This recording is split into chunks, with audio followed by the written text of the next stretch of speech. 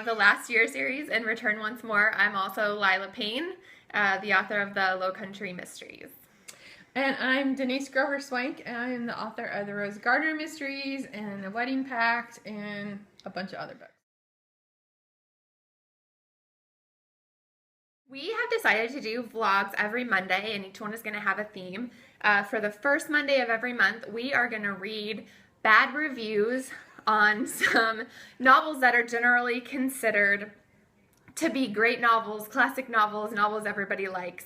And the reason that we're doing this is not to make fun of any reviews or reviewers or anything like that, but mostly just to encourage other writers and, you know, make you aware that even books that most people think are amazing get horrible reviews. So if you get a horrible review, it's going to be okay. Exactly. Right. Yeah, like so some of the reviews I've read, if I had gotten those right off the bat, I probably would have given up writing right off the start. So. But now after, like, we both have 20-ish books out. Yeah. And they mostly make me laugh. So hopefully this makes you laugh if you're a writer. And if you get a bad review, you can think about this. So I'm going to start, and I'm going to do a dramatic reading of this Goodreads review on A Wrinkle in Time, which is one of my favorite books. We're kind of going with children's classics for this week. Yeah. It's one of my favorite books ever. You know, it's required reading in elementary schools and things like that. But this Goodreads reviewer thinks that it deserves 1 star. She says, it's actually, 0.5 stars. I hated it. The book tried way too hard to shove English, math, science, foreign languages, dear God, etc. down my throat. Also, I felt like I was being bombarded by massive anti-communist propaganda. Always thought that. Continuing, not that I think communism will ever work, but it was rather overwhelming. A little bit is one thing, but gee. I actually feel like thanking my teachers for not forcing me to read this drivel. It's a classic. As a kid, it would have turned me off reading for good. I tried listening to the audiobook, but it was an old lady with an annoying voice. The main character was Winnie. Winnie. And hearing an old lady whine consistently made it even more frustrating. Then there was Mrs. What's-It, and the gang. I don't remember. There's only one more person. You couldn't say them all. I had to turn it off because the lady's bellowing was worse than her whine. I hate to say it, but I've never wanted to burn a book before and just felt like shredding this one to pieces. I get why teachers use it, since it fits all of the elementary school subject matters. But why on earth did it get published or put on anyone's top 100 list? Top 100. I've read some bad books, but as of this moment, this one is the worst.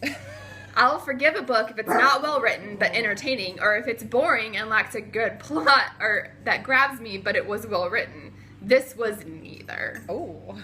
Those are 1 star. I want to see this person burn the audio. Shred it. Shred the audio. Because how do you do that? You know, like put it in your trash can on your computer, or maybe it's a CD and you like shred it. Could burn that maybe. Yeah. Anyway, so there's your 1-star review on A Wrinkle in Time, an American classic.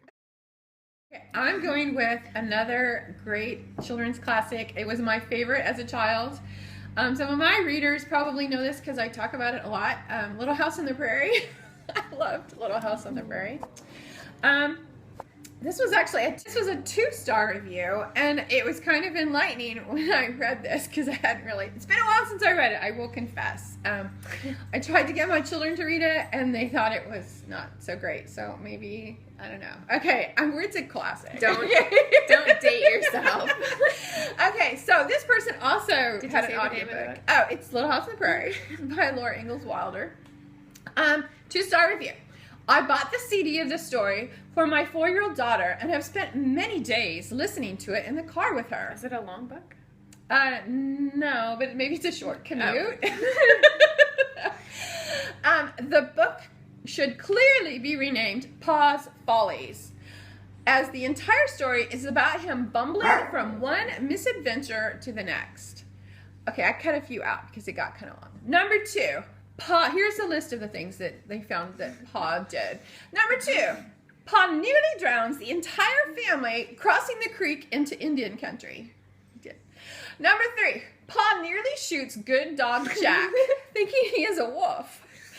After Jack manages to survive Pa's ineptness at crossing the creek. That would have made it a pretty rough children's book. It's true. Number 4. Is his name Good Dog Jack, or he's just a good dog? He's just a good dog. Okay. His name's Jack. Yeah. It could have been Good Dog Jack. It is a classic.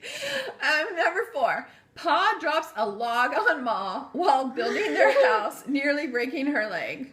I think Awkward. this guy might have a point. Number 6.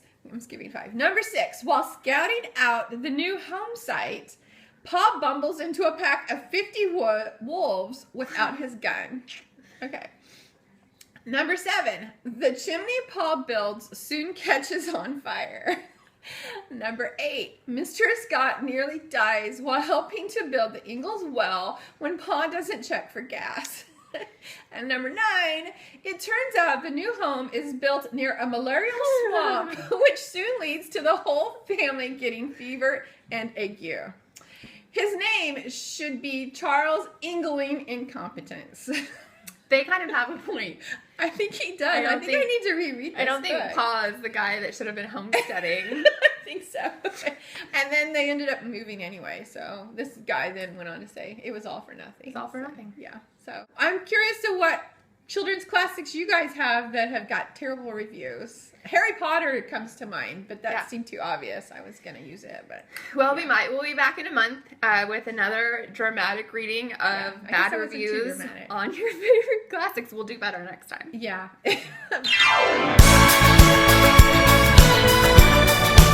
The Smurfs are communists, but let's continue. That's a post for another time. Another plot.